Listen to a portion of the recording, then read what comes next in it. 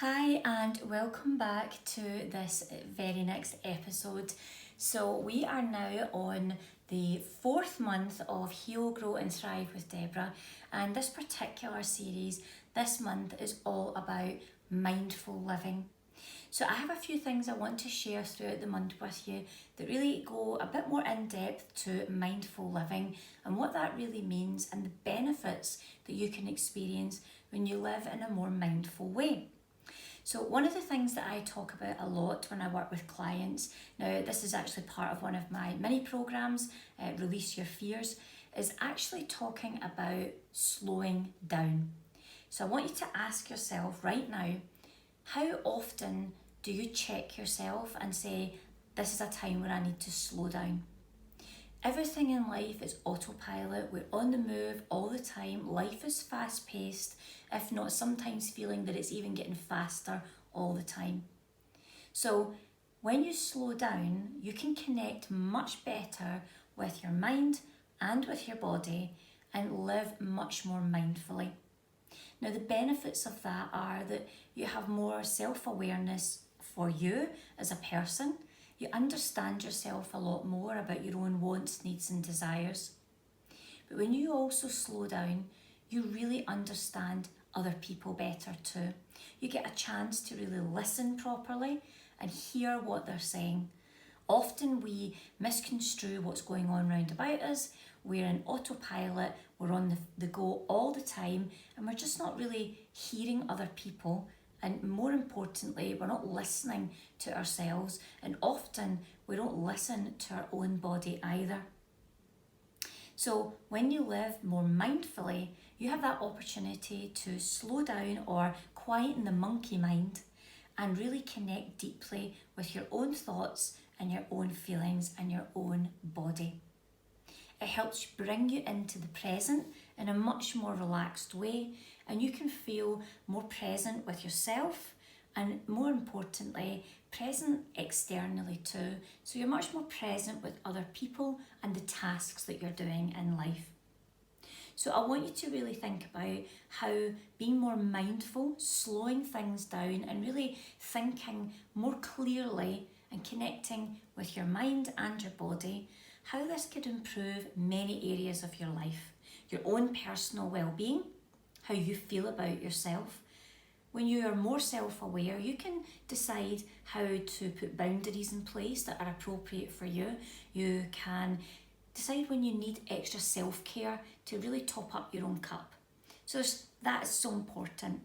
But equally, when you live more mindfully and you slow down, you can connect better with the people in your life. So those relationships, whether it's love relationships, friendships, colleagues, it really doesn't matter.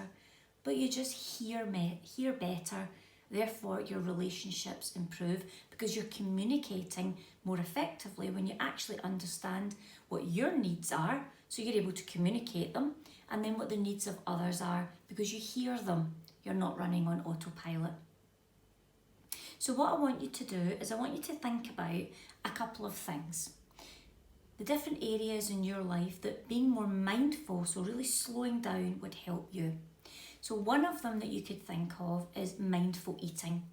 How often do you eat food when the TV is on, or you've got a book opened, or your phone's next to you, and you're not really focusing on the food? So it's more a case of I'm eating to be fed rather than to really enjoy what food that I'm eating.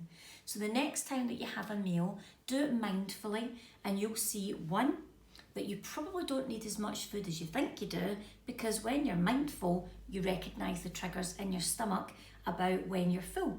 And two, you'll actually enjoy the food because you're not being distracted with all the external factors. So really focusing on the taste of the food and recognising those signals in your tummy that actually I'm full. So you can see how mindful eating can actually benefit your health overall and keep control of portion control and just general well-being. So that's one example that I want to give you. The second example I want to give you is mindful walking. Often when we're out walking, we're chatting to people, we're chatting on the phone, we're listening to music, and that's amazing. I love doing that too. But how about one of your walks per week? You don't listen to music, you don't listen to YouTube, and you don't phone anyone. You simply walk at a pace that's more relaxed, less hurried, and you just become aware of each foot time it hits the ground. So every step that you take, just becoming aware of what's going on round about you, being more in tune with your own thoughts and becoming aware of what's around you. For example, the greenery, for how your foot feels as you touch the surface of the ground, and just in general, an overall sense of knowing much more about how you feel. Now that's just 2 examples that I've shared with you about mindful living, but there is so much more out there, and I will be sharing more about this as the weeks and the months go on. Particularly this month is all about mindful living, so there'll be a real focus. So don't forget to tune in for more tips, advice, and support in relation to living a more mindful life, where I'll be excited to share them with you. So if you don't want to miss out on the content that I share, remember to like, share and subscribe. Leave me a comment. That helps other people find my content as well, if you think it will be useful for them. And if you want to be reminded of each time I post a video, then remember to hit the subscribe button. So for now, I will leave it there, and I can't wait to see you back next week, where I'll be sharing more tips to live a mindful life. So if you want to know more about me and how I work, or about any of my programs, all the details are in the description box, and I'll be excited to speak to you if you want to reach out. So for now, I'll leave it there, and I'll see you